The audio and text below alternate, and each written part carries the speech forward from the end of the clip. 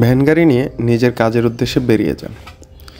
বাড়ি বাড়ি যেয়ে বিভিন্ন জিনিস সংগ্রহ করেন, যা পরবর্তী সময় বিভিন্ন জায়গায় বিক্রি করে থাকেন। কাজটা কখনো সারাদিন চলে, কখনো অল্প সময়ে শেষ হয়ে যায়।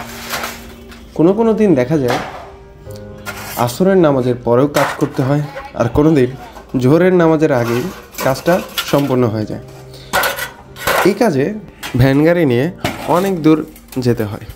এই কাজটায় যে জিনিসগুলো বাড়ি থেকে সংগ্রহ করা হয় তা হলো প্লাস্টিক, পুরাতন টিন এবং বিভিন্ন ভাঙাচোরা, যা পরবর্তী সময় বিভিন্ন জায়গায় রিসাইকেলের জন্য নিয়ে যাওয়া হয়।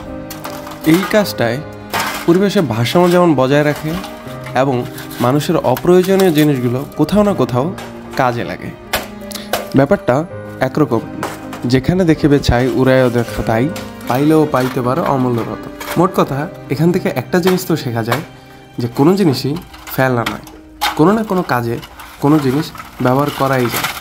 ভাঙা জিনিসপত্র কেনা থেকে শুরু করে বিক্রি পর্যন্ত একটা লম্বা প্রসেসের মধ্যে দিয়ে যায়। এই কাজটা একটু কষ্টসাধ্য, কারণ কখনো কখনো অসাবধানতাবশত গায়ে আঘাত লেগে যেতে পারে। কারণ সব জিনিসই একরকম নয়, কিছুটা ধারালো, কিছুটা পাতলা। যেমন কাগজ খুব একটা শরীরের জন্য ক্ষতি করে, কিন্তু টিনের জিনিস কোনো না কোনোভাবে হাতে লাগলে কেটে যেতে পারে। মাপামাপিটা একটু সনাতন পদ্ধতিতেই হয়, কিছু করার নেই।